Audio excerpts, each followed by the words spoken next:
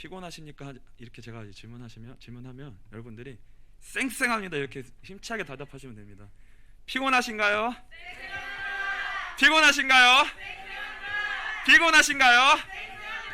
아멘. 오늘 좀 이제 재직회도 있고 점심시간이 조금 촉박한 부분이 있어서 조금 정신없을 수 있는데, 그래도 좀 마음을 편히 하시고 또 이렇게 집중하시면서 편하게 또 오늘 말씀을 우리 같이 나누기를 소원합니다. 오늘 8계명입니다. 도둑질하지 말라라는 말씀인데요.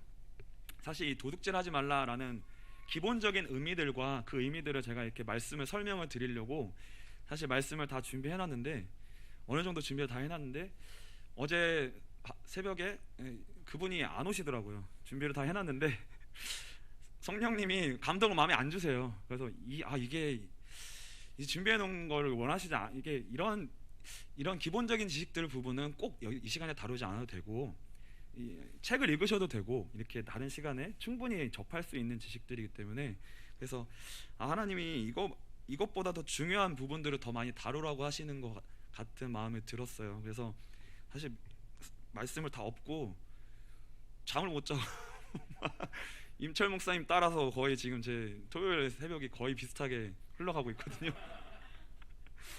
하나님이 우리에게 오늘 또 귀한 은혜를 주실 줄 믿습니다. 그래서 오늘 10계명 중에서 사실 이제서야 우리의 가장 큰 관심사인 부분에 도달하게 됐습니다. 그게 뭐냐면 이 도둑질하지 말라라는 부분은 쉽게 말하면 이거와 관련된 것입니다. 우리의 돈과 관련된 거예요. 사유재산, 우리가 가지고 있는 사유재산과 관련된 부분에 대한 말씀입니다. 그러니까 경제의 문제와 관련된 주제가 드디어 나온 건데, 이게 10계명 중에 8번째 위치를 차지하고 있다는 거예요. 그러니까 이거를 우리가 하나님이 보실 때에 이것이 우리가 가장 중요하게 생각하는 그 문제가 8번째 자리에 나와서야 비로소 나오기 시작했다는 것을 볼 때 여러분들이 느끼시는 것이 있어야 된다는 것입니다. 우리의 인생의 경제 문제가 진짜 해결되려면 먼저 해결되어야 될 우선순위의 문제들이 위에 7개나 있다는 거예요. 쉽게 말하면 우리에게 경제 문제가 풀리지 않고 어려운 가운데 있다고 하는 것은 이미 위에서부터 묶인 것이 많이 있다는 것입니다. 1계명부터 7계명까지 얽히고 묶인 우선순위의 문제들이 있다는 거예요. 하나님께서는 10계명, 즉 율법을 통하여서, 이 말씀을 통하여서 우리에게 어떤 은혜를 주시는 거냐면 우리의 영적 현주소가 어디인지를 알려주시는 거예요. 창세기 3장 9절을 한번 같이 읽어보겠습니다. 네, 우리 한 목소리로 같이 읽겠습니다. 시작. 여호와 하나님이 아담을 부르시며 그에게 이르시되 내가 어디 있느냐. 하나님이 우리에게 이렇게 물으시는 거예요. 아담에게 물으셨던 것처럼 네가 지금 어디에 있는가? 네가 지금 어디에 있니?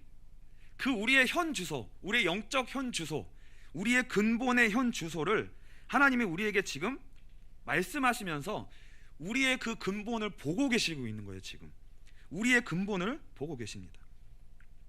그래서 5에서 10계명을 우리가 지금까지 이제 살펴보고 있었는데요.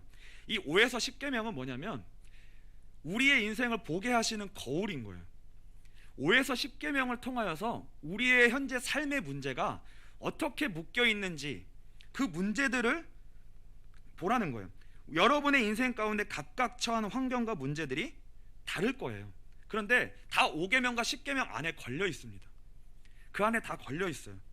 그런데 중요한 것은, 반드시 기억하셔야 될 것은 뭐냐면 그 문제와 환경들은 우리를 향한 하나님의 계획이라는 거예요. 이것을 절대 의심하시면 안 됩니다. 이거는 오늘 오전에도 목사님이 말씀하셨지만 우연이 아니에요. 이건 필연이에요. 하나님의 분명한 계획입니다. 그래서 그 문제는 뭐냐면요, 반드시 우리에게 그 문제가 있어야만 했던 거예요. 있어야만 하는 거예요. 그것이 하나님이 우리에게 향한 계획인 겁니다. 그 문제를 통해 우리는 무엇을 확인해야 되냐면 5에서 10계명에서 걸리는 그 문제를 통하여서, 10계명을 통해서 우리에게 우리의 삶을 보게 하시는 것을 통하여서 우리는 무엇을 봐야 되냐면 우리의 인생의 진짜 문제가 무엇인가, 우리 인생의 근본적인 문제가 무엇인가를 찾는 과정이 되어야 된다는 겁니다. 그래서 사실 금방 해결이 가능하고 몸부림치지 않아도 해결되어지는 문제는 그건 하나님의 계획이 아니에요. 그런데 도무지 아무리 우리가 애를 써도 쉽게 해결되어지지 않는 문제, 우리 앞에 도무지 떠나가지 않는 그 문제가 바로 하나님의 계획이 있는 문제입니다. 여러분에게 어떤 문제가 있으십니까? 5계명, 교회의 문제가 있으십니까? 아니면 가정의 문제가 있으십니까? 6계명, 도무지 풀 수 없는 인간관계의 문제가 있으십니까? 7계명은 뭐예요? 도무지 내가 그 어떤 것으로도 만족할 수 없는 목마름이 있다는 거예요. 그 어떤 것으로 채워지지 않는 목마름이 우리 안에 있다는 것입니다. 그래서 무언가에 노예되고 중독되어 있는 것이 있다는 거예요. 그 문제 가운데 있으십니까? 그리고 오늘 8계명, 오늘 우리의 인생의 가장 큰 부분을 차지하고 있는 바로 경제 문제입니다. 이게 우리의 인생에 계속 따라다니는 너무나도 많은 부분을 차지하고 있는 큰 문제예요. 사실 하나님의 구원 계획이 없는 사람에게는요, 없는 사람은 진짜 그냥 적당히, 뭐라고 해야 되나요? 그냥 적당히 사라지고요, 멀쩡하게 살아가요. 그렇게 사라져요. 그러니까 우리가 믿는 우리들이 볼 때, 야, 믿지 않는 사람들이 왜 이렇게 형통하냐 라고 느낄 정도로 평탄하게 살아갈 수 있습니다. 근데요, 절대 그런 거 보고 부러워하지 마시고 낙심하지 마세요. 그거는 하나님의 사랑을 받고 있는 자가 아니에요. 하나님의 구원 계획이 있는 사람은 반드시 우리의 삶의 현재에 있는 그 문제들을 통하여서 무엇을 찾아가게 하시냐면, 우리 인생에 보이지 아니하는 영적인 문제, 보이지 않는 그 근본 문제를 자꾸만 찾게 하세요. 자꾸 그것을 찾도록 향하여 나아가게 하세요. 우리에게 있는 그 어찌할 수 없는 문제를 통하여서. 그래서요, 여러분에게 내가 어찌할 수 없는 그 문제가 있다면 여러분은 진짜 하나님의 사랑을 받는 사람입니다. 저는 이거를 그냥 립서비스로 하는 말이 아니에요. 진짜 저는 이거 확신이 있어요. 진짜 그 문제 가운데 있는 사람이면, 정말 나에게 그 문제가 있다면 정말 하나님의 모든 관심과 집중과 사랑이 집중되어 있는 사람인 거예요. 그것이 진짜 우리의 정체성이고요, 여러분의 정체성입니다. 거기서 하나님의 사랑을 발견하셔야 돼요. 정말 이거는 확실합니다. 사람들은 자꾸 문제가 해결되는 걸 축복이라고 생각해요. 그 하나님의 응답이라고 생각합니다. 근데요, 절대 그 문제가 빨리 해결되어지고 그것이 풀리는 것을 부러워하지 마셨으면 좋겠어요. 정말 그런 사람들은요, 진짜 하나님의 계획에서 제외된 사람들이라고 보시면 돼요. 그러니까 하나님의 찐 계획이 있는 사람이 있어요. 요즘 유행하는 단어가 이게 찐이거든요. 진짜라는 거예요. 찐 문제가 있다는 거는 찐 하나님의 사람이라는 거예요. 정말입니다, 이거는. 그러니까 어떻게 우리가 근데 우리는 어떻게 반응하게 되냐면, 이렇게 우리는 반응하게 돼요. 비명을 지를 수밖에 없게 돼요. 그 문제가 우리에게 있다면 그 문제를 통해 우리는 비명을 지르지 않으면 안 되게 됩니다. 그리고 도대체 내 인생에 왜 이런 일이 계속 있는가, 도대체 왜 이 문제는 집요하게 내 인생에 끈덕지게 달라붙어 있는가, 이게 뭡니까 하나님? 이렇게 질문할 수밖에 없는, 계속 하나님께 질문할 수밖에 없는 그게 하나님의 주권 가운데, 계획 가운데 있는 문제예요.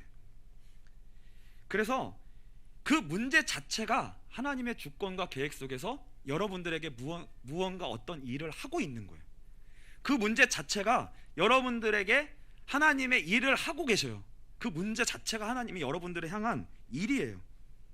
그래서 그 문제 가운데 여러분들이 지금 막 넘어지고 그거 뒹굴고 있고 괴로워하고 있는 것 그 자체가 뭐냐면, 하나님의 일이 여러분들에게 지금 이루어지고 있는 거예요. 그 자체가. 그 문제가 여러분으로 하여금 1에서 4계명 앞으로 가게 합니다. 그 근본 문제 앞으로 나아가게 해요. 그래서 진짜 신기한 게 뭐냐면요, 그러니까 이 진짜 하나님의 계획 가운데 있는 사람에게는 하나님의 말씀이 들리기 시작해요. 그러니까 이 가운데로 몰린 사람만 하나님의 말씀이 들려요. 그렇지 않고서는 절대 말씀이 안 들립니다. 말씀이 들리는 게요, 여러분들 지금 들리는 사람은 그게 진짜 기적이라는 걸 모를 수도 있어요. 근데 여러분 밖에 한번 나가보세요. 하나님 말씀이 들리는 사람이 있는가? 없어요. 그리고 진짜 아무리 앞에다 앉혀놓고 얘기해도 그게 깨달아지는 게 아니에요. 들려지지 않습니다. 근데 그 하나님의 계획하심과 그 붙잡으심 속에 어찌할 수 없는 그 하나님의 계획 있는 문제 앞에 우리가 씨름하고 넘어지고 어찌할 수 없이 힘들 때, 그러한 상황들을 통하여서 빛이 비춰집니다.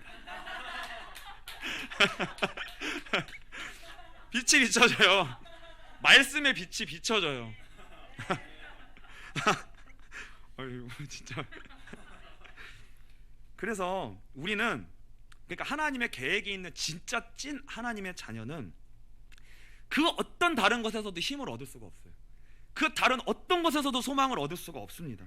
오직 하나님의 말씀이 들려질 때, 내 인생이 내가 느낄 때는 도무지 이거는 이해를 못하겠는데 말씀이 들려질 때, 믿어질 때, 내 인생이 하나님의 계획 가운데 있다는 것이 믿어질 때에만 소망이 생기는 거예요.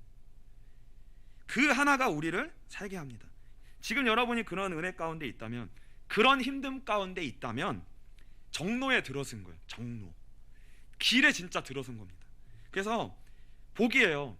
기뻐하시고요, 감사하시고요, 진짜 쌩쌩해야 됩니다. 쌩쌩해야 됩니다. 힘들어도 다시 한번 해볼까요? 피곤하신가요? 아멘. 피곤하신가요? 아멘. 아멘입니다. 근데 진짜 중요한 것이 있어요. 우리는 그 어려움을 통하여서 잠깐 하나님의 은혜를 받을 수 있습니다. 잠깐 하나님 앞에 설 수 있어요. 그 은혜를 경험할 수 있어요. 잠깐 기뻐하고 감사할 수 있습니다. 그런데 잠깐 은혜를 받고 잠깐 하나님의 말씀이 들려지는 그 정도로 간단히 해결될 만한, 쉽게 해결될 만큼 우리의 죄성이 만만치가 않아요. 우리의 죄성이 만만치가 않습니다. 그래서 예수를 믿는다고 해서, 여러분들이 예배를 드린다고 해서, 여러분들이 믿음이 있다고 해서, 여러분이 하나님 앞에 섰다고 해서 절대로 우리의 인생의 문제가 우리의 인생의 문제를 하나님이 간단히 해결해 주시지 않는다는 거예요. 이게 우리가 힘든 건데요, 절대 하나님 우리의 문제를 간단히 해결해 주지 않습니다. 진짜 문제 해결은 뭐냐면요, 그 문제가 해결되지 않고 그대로 있어도 그것이 우리에게 문제가 되지 않는 자리까지 우리가 가는 거예요. 그게 문제 해결이에요. 그게 문제 해결이에요. 그때부터 여러분의 인생 가운데 어둠이 떠나가기 시작합니다. 그 자리까지 가야 돼요. 그 전까지 여러분들에게 주어진 하나님의 계획 가운데 있는 문제는 여러분들을 진짜 끈질기게 따라다니고 괴롭힐 거예요. 괴롭힐 겁니다. 그래서 빨리 깨닫고 하나님 앞에 항복하는 게 은혜예요. 이게 더 이상 문제와 사람과 환경과 씨름하지 말아야 되겠구나. 이거 하나님과 쇼부로 봐야 되겠구나. 이거 하나님 앞에 나아가야 되는 문제구나. 하나님으로 말미암아서만 해결된 문제구나. 이게요, 예수를 진짜 찾으라는 말이구나. 이 자리로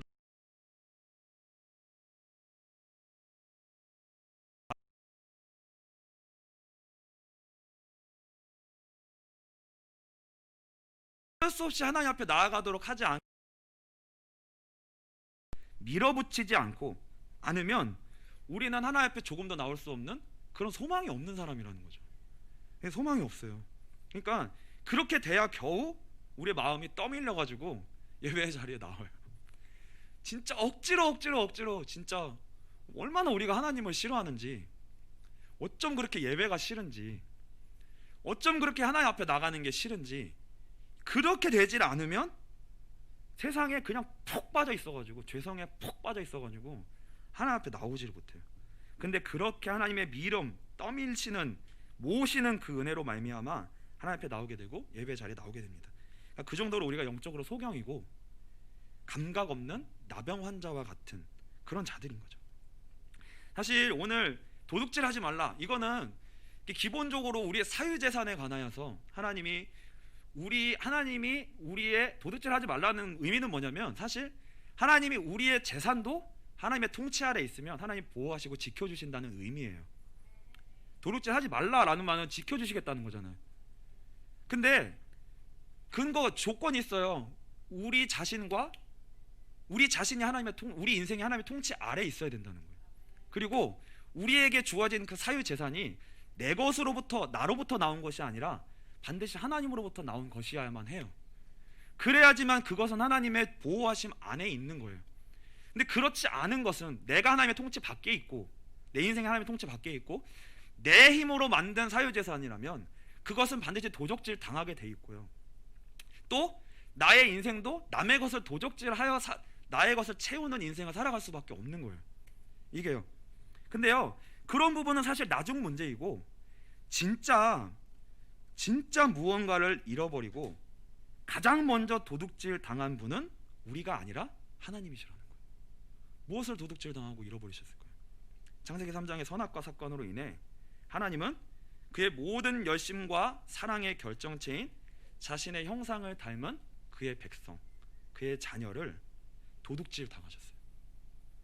여러분들이 하나님의 다 잃어버린 양인 거예요. 도둑질 당했어요. 잃어버리셨어요. 하나님 편에서는 우리를 잃어버리셨고요, 그 사건과 동시에 우리 또한 우리 인생의 가장 중요한 하나님을 도둑질 당했습니다. 가장 중요한 생명을 잃어버렸어요. 요한복음 8장 44절을 보겠습니다. 한 목소리로 우리가 같이 한번 읽겠습니다. 시작. 너희는 너희 아비 마귀에게서 났으니 너희 아비의 욕심대로 너희도 행하고자 하느니라. 그는 처음부터 산인한 자요 진리가 그 속에 없으므로 진리에 서지 못하고 거짓을 말할 때마다 제 것으로 말하나니 이는 그가 거짓말쟁이요 거짓의 아비가 되었음이라. 하나님의 자녀여야 되는데 마귀의 자녀가 됐다는 거예요. 마귀의 자녀가 됐다는 거예요. 마귀는 사실 하나님께 대적할 능력이 없어요. 직접 하나님을 대적할 수 없기 때문에 그의 자녀를 속인 거예요. 근데 그 하나님의 사랑의 대상인 인생을 하나님이 그 인생에게 자유의지를 주셨어요. 그러니까 자유의지를 주셨기 때문에 마귀가 인생을 속여서 자기의 자유의지로 하나님을 버리고 저주하고 떠나도록 만든 거예요. 그러니까 그거는 하나님이 허락하신 자유의지이기 때문에 인간이 속아서 하나님을 버리고 떠나는 것을 하나님은 막으시지 못하시는 거예요. 그걸 막으실 수가 없는 거예요. 그게 하나님의 우리에게 주신 축복이고 허락이었기 때문에. 그래서요, 우리는 예수님이 비유로 말씀하신 것처럼 예루살렘에서 여리고로 내려가다가 강도를 만나 죽게 된 자처럼 죽게 된 거예요. 누가복음 10장 30절입니다. 제가 읽겠습니다. 예수께서 대답하여 이르시되 어떤 사람이 예루살렘에서 여리고로 내려가다가 강도를 만나매 강도들이 그 옷을 벗기고 때려 거의 죽은 것을 버리고 갔더라. 착한 사마리아 여인이 나오는 비유잖아요. 우리가 이렇게 죽은 자가 된 거예요. 사단에게 맞아가지고, 강도 맞아가지고 죽었어요. 생명을 잃어버리고 하나님을 잃어버리게 됐어. 죽은 자가 됐다는 거죠. 우리는 이것을 정확히 기억해야 됩니다. 우리는 죽은 자가 되었고 가장 중요한 것을 잃어버렸어요. 마귀의 자녀가 되었어요. 그런 상태가 되었기 때문에 그것이 우리의 근본 문제이기 때문에 그 문제를 가지고 살아가는 이 세상은 절대로 좋은 곳이 아닙니다. 절대로 좋은 것이 아니에요. 우리가 생각하는 것만큼 문제가, 우리에게 있는 문제가 해결되면 행복해질 수 있는 그런 곳이 아니라는 거예요. 그냥 적당히 사라지면 사라지는 곳이 아니라는 거예요. 이곳은 그런 곳이 아니라는 것입니다. 돈만 좀 있으면 사라지는 곳이 아니라는 거예요. 이곳은 절대로 그렇게 사라지지 않는다는 거예요.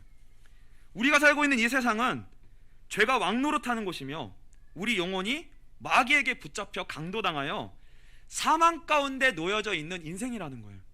이게 우리가 마귀에게 인생이 붙잡혀 있는데 무슨 돈이 있으면은 무슨 행복이 있어요. 마귀에게 우리가 인생이 붙잡혔는데, 우리의 영혼이 저당 잡혔는데, 문제가 해결된다고 어떻게 우리의 인생이 사라질 수가 있어요?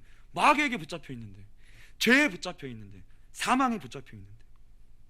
우리 인생은 반드시 죄 문제를 해결받아야 되고 사단의 권세에서 해방함을 받아야 됩니다. 그리고 반드시 영원한 생명 되신 하나님과 함께 사는 축복을 회복해야 돼요. 그게 구원이에요. 구원. 이 구원의 축복을 우리가 온전히 회복하지 아니하고서는 그 축복이 우리에게 회복되지 않은 채 살아가는 우리의 삶은, 거기는 사망의 땅이에요. 아무리 좋아 보여도, 아무리 가져도, 내가 생각하는 그 어떤 소망과 어떤 뜻이 다 이루어져도 거기에는 하나님이 없어요. 거기에는 실패밖에 없습니다. 결국은 우리를 근본적으로 행복하게 할 수 있는 그것이 절대 이루어질 수 없다는 거예요. 우리는 이거를 반드시 기억해야 됩니다. 이 근본 문제를 우리는 반드시 해결받아야 되고요. 우리는 이 근본적인 축복을 회복하지 않고서는 절대로 안 되는 거예요. 왜 하나님이 여러분들에게 그 문제를 허락하여 주셨을까요? 왜 도대체 어찌할 수 없는 문제를 왜 허락하여 주신 거예요? 그 문제를 통해 절대로 해결받아야 되는 축복, 절대로 해결받아야 되는 문제, 그거 주고 싶으신 거예요. 그 축복 주고 싶으신 거예요. 그 축복 진짜 주고 싶은 거예요. 다른 길이 없습니다. 그 일을 위해서 예수 그리스도께서 십자가에 죽으시고 부활하셨습니다. 그래서 우리는요 반드시 예수를 믿어야 돼요. 이건 선택사항이 아니라요 절대적으로 예수를 믿어야 됩니다. 절대적으로 예수를 의지해야 되고요, 예수만 붙들어야 되고요, 예수만 만나야 돼요. 우리는 예수 그분 한 분만 바로 만나야 됩니다.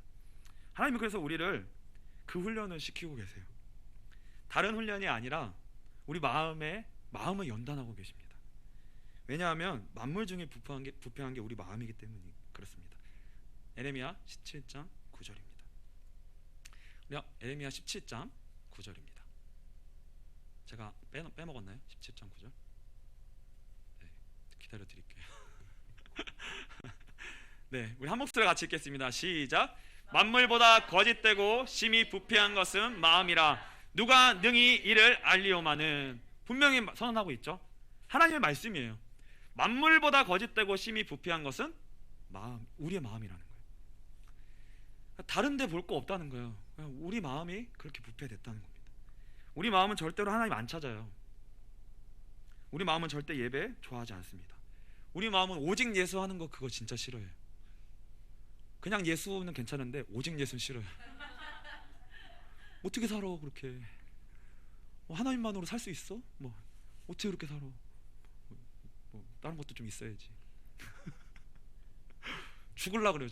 오직 예수 하라고 하면. 하나님만으로 살아 이러면 그냥 소리를 지르 비명을 질러요.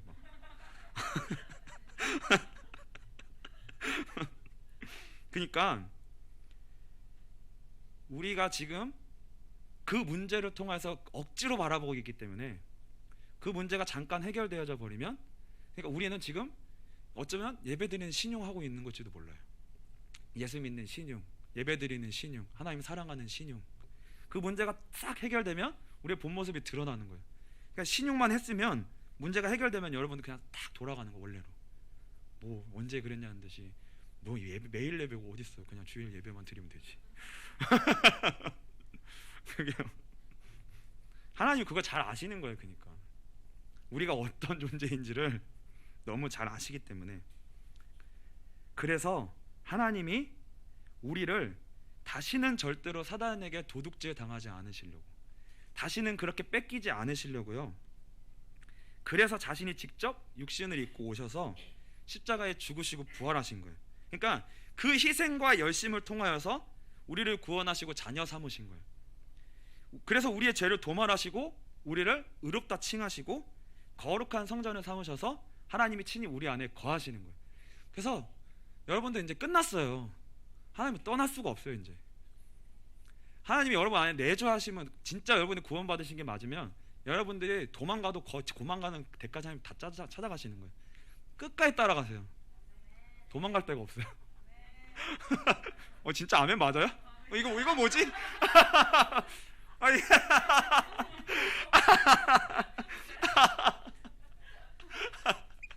여러 마음이 공존하죠. 여러 마음이 공존하죠. 진짜 예수를 믿는다는 것은 하나님이 우리를 이제 절대 안 뺏기신다는 거예요. 그렇게 우리를 붙들고 계신다는 거예요. 하나님이 여러분 절대 안 뺏기실 거예요. 진짜로. 예레미야 31장 33절로 34절을 보겠습니다. 우리 한번 같이 한 목소리 읽겠습니다. 그러나 그날 후에 내가 이스라엘 집과 맺을 언약은 이러하니 곧 내가 나의 법을 그들의 속에 두며 그들의 마음에 기록하여 나는 그들의 하나님이 되고 그들은 내 백성이 될 것이라. 여호와의 말씀이니라. 그들이 다시는 각기 이웃과 형제를 가리켜 이르기를 너는 여호와를 알라 하지 아니하리니 이는 작은 자로부터 큰 자까지 다 나를 알기 때문이라. 내가 그들의 악행을 사하고 다시는 그 죄를 기억하지 아니하리라. 여호와의 말씀이니라. 반드시 저 고백을 하게 하실 거예요. 아, 진짜 하나님이 이래서 이렇게 인도하셨구나. 진짜 하나님이 나를 사랑하시는구나. 진짜 이 은혜를 주시려고 나를 그렇게 붙드시고 나를 따라다니셨구나. 그렇게 나에게 내가 그렇게 해결해달라고 하는 그 문제 해결 안 해주셨구나. 그걸 알게 되는 거예요. 에스겔 36장 22절부터 28절, 좀 길지만 우리 한 목소리로 같이 한번 쭉 읽어보겠습니다. 같이 읽겠습니다. 그러므로 너는 이스라엘 족속에게 이르기를 주 여호와께서 이같이 말씀하시기를 이스라엘 족속아, 내가 이렇게 행함은 너희를 위함이 아니요 너희가 들어간 그 여러 나라에서 더럽힌 나의 거룩한 이름을 위함이라. 여러 나라 가운데에서 더럽혀진 이름 곧 너희가 그들 가운데에서 더럽힌 나의 큰 이름을 내가 거룩하게 할지라. 내가 그들의 눈앞에서 너희로 말미암아 나의 거룩함을 나타내리니 내가 여호와인 줄을 여러 나라 사람이 알리라. 주 여호와의 말씀이니라.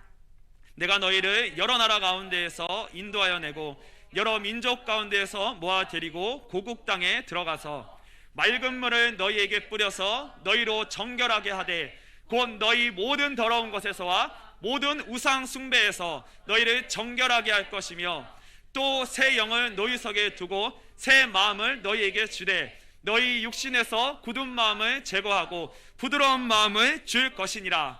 또 내 영을 너희 속에 두어 너희로 내 율례를 행하게 하리니 너희가 내 규례를 지켜 행할지라. 내가 너희 조상들에게 준 땅에서 너희가 거주하면서 내 백성이 되고 나는 너희의 하나님이 되리라. 아멘. 이 일을 하나님이 우리에게 하시고 싶으신 거예요. 그 일을 위해서 우리 빛과소금교회에 예배를 회복하고 계신 거예요. 그래서 여러분들이 빨리 눈치를 채셔야 돼요. 지금 하나님이 우리 빛과소금교회 가운데 다른 일 하시는 게 아니라 진짜 예배를 회복하고 계시고 진짜 예배자를 찾고 계세요. 근데 나는 아니라고 생각하는 사람에게는 이 은혜가 없는 거예요, 사실은. 근데 하나님은 그 일을 이루세요. 어쨌든 이 교회를 세워서 이루실 거예요. 그러니까 한 분도 빠지지 마시고 나 그 은혜에서 나는 빠지면 절대 안 된다. 그 은혜에 빠지면 절대 안 된다. 그래서 이 말씀이 힘들어도 따라오세요. 그러니까 예배에 붙어 계시고 계속 따라 붙으세요. 계속 따라 붙으세요. 반드시 하나님이 우리에게 저 말씀을 성취시키실 거예요. 그래서 다른 것 얻게 하지 않으시고 우리에게 하나님이 하나님 자신을 얻게 하실 거예요. 우리 교회 가운데 하나님이 임재하시고 우리 인생 가운데 하나님이 진짜 임재하시는, 우리 인생 가운데 하나님이 함께 하시는 그 축복을 얻게 하실 거예요. 그것이 우리에게 얻어질 때까지 우리는 가는 거예요. 참고 인내하고 견디고 울면서라도 이 길을 끝까지 가야 돼요. 절대 이 약속을 붙들고 가야 됩니다. 우리는 이 연단을 받고 있는 거예요. 잠언 17장 3절을 보겠습니다. 같이 한번 읽겠습니다. 도가니는 은을, 풀무는 금을 연단하거니와 여호와는 마음을 연단하시느니라. 아멘. 우리에게 주어진 그 환경을 통하여서 하나님 우리의 마음을 연단하고 계세요.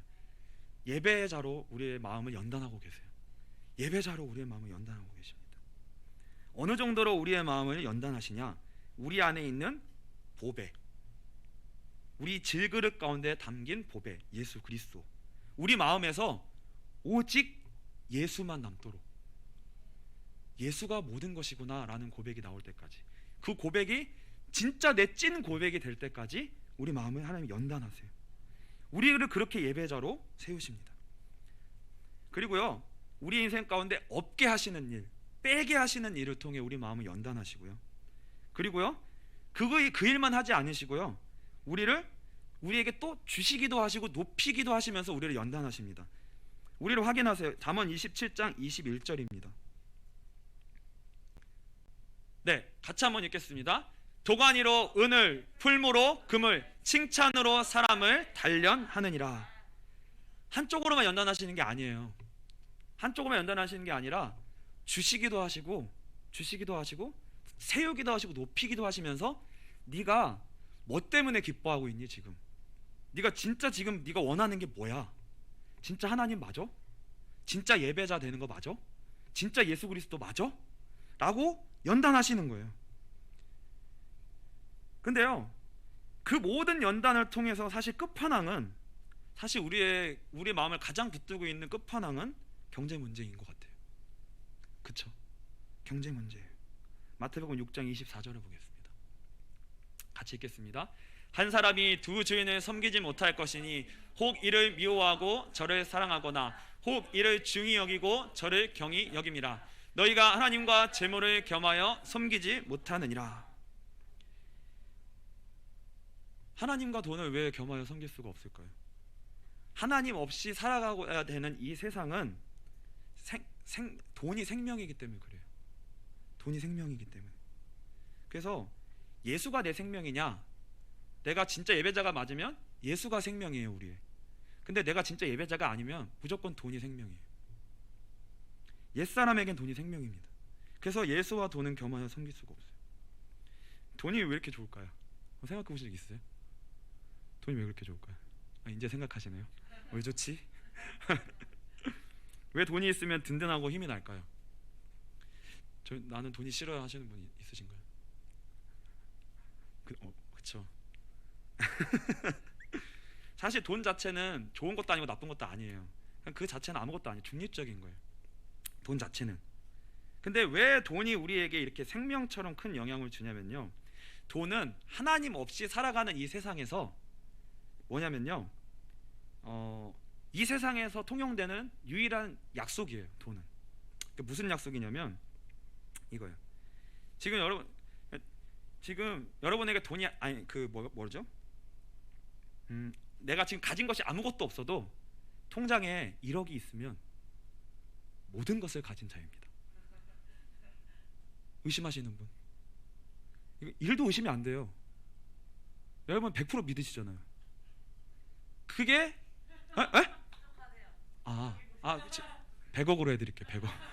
뭐 백지수표 날릴 수 있으니까. 통장에 100억이 있어요. 근데 나는 지금 몸밖에 없어요. 심지어 옷도 없어요. 근데 통장에 100억이 있어요. 부끄러울까요? 문제될까요? 모든 걸 이길 능력, 힘. 벌거벗고 있어도 부끄러움도 다 참을 수 있는 모든 능력. 확실하잖아요. 100억이니까.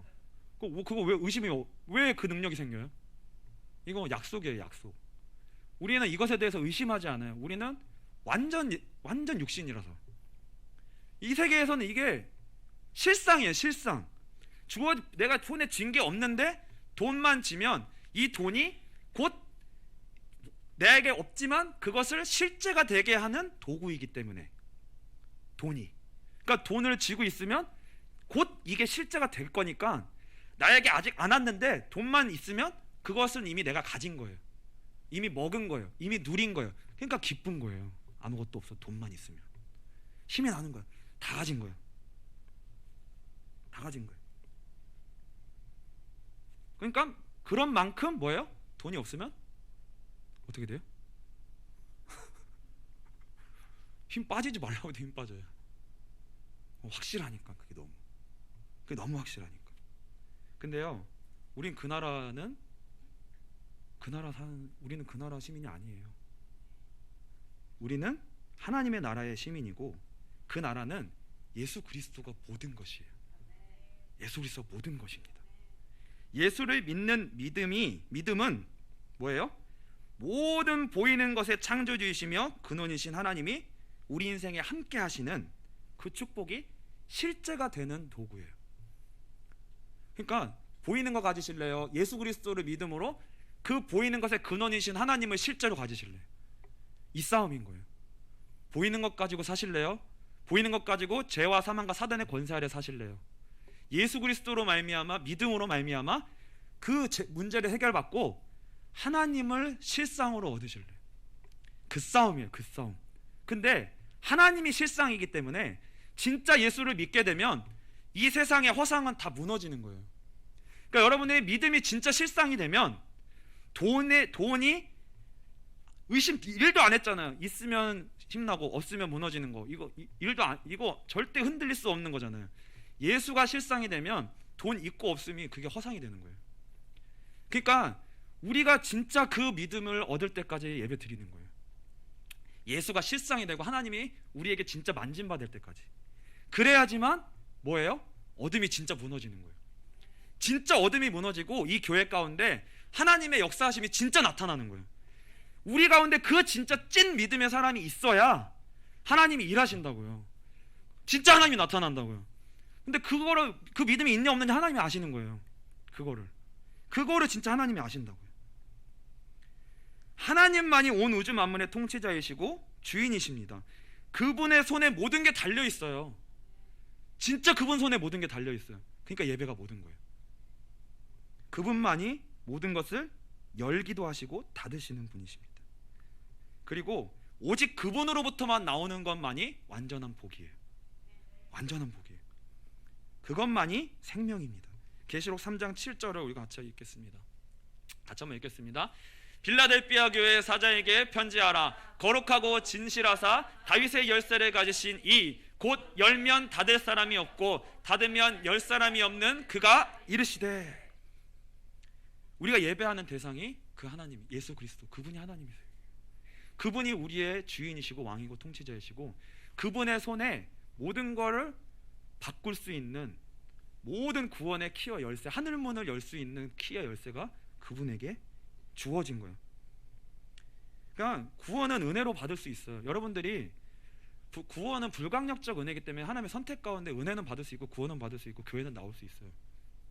근데 진짜 이 믿음의 주인공이 되는 거는 절대 그냥 안 되고 그냥 얻어지지 않는 거죠. 반드시 과정이 필요합니다. 반드시 광야의 시간이 필요합니다. 하나님이 보실 때 그 예수를 한 분을 믿음으로 말미암아, 진짜 믿음으로 말미암아 통과되는 과정이 반드시 필요해요. 요셉은 13년의 과정이 있었어요. 모세는 40년 광야 시간이 있었어요.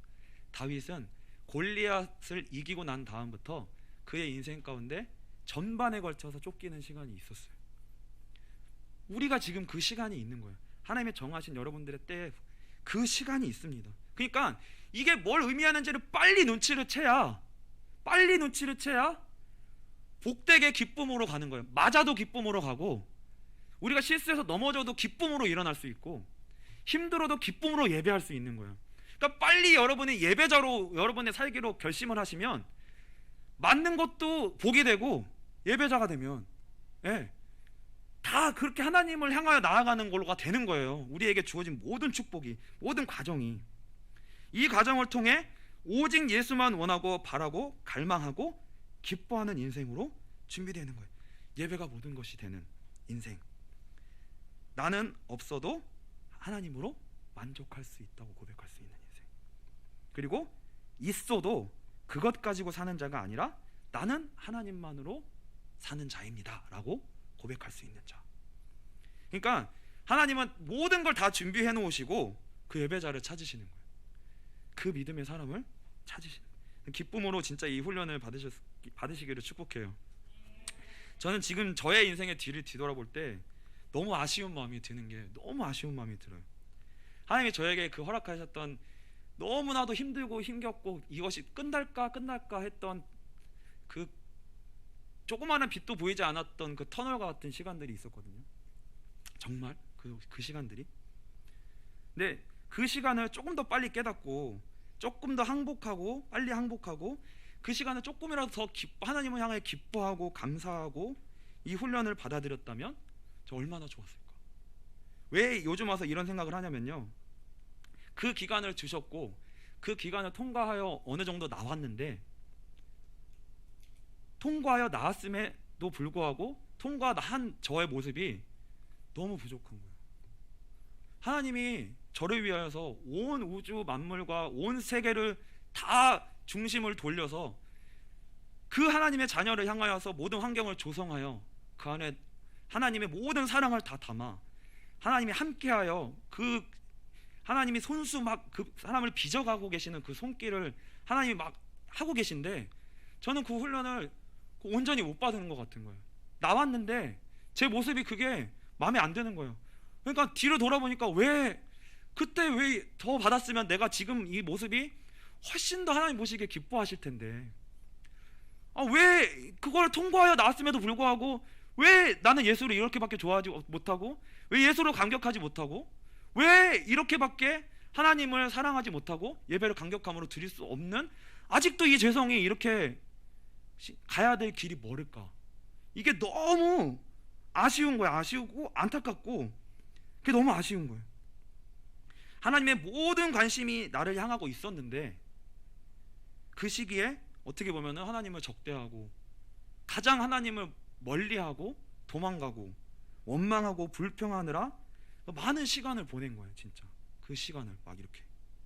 그래서 여러분 진짜 이게 진짜 힘들거든요. 그러니까 우리 인생도 힘든데 거기에 하나님이 우리의 인생에 그 하나님의 손이 거기에 더해지니까 훨씬 더 힘들어요. 힘드실 거예요. 근데요 여러분, 지금 힘드실 상황에 진짜 하나님께 감사하고 찬양하시지 않겠습니까? 이 가장 힘든 이 시기에 그때 진짜 우리 안에 바벨탑 여리고가 무너지고요, 영혼의 생명에 중한 것이 우리 가운데 이루어지는 과정이 될 것입니다. 그래서 우리 이 시간 그 마음으로 한번 하나님께 감사하고 찬양하고 하나님께 항복하고 찬양할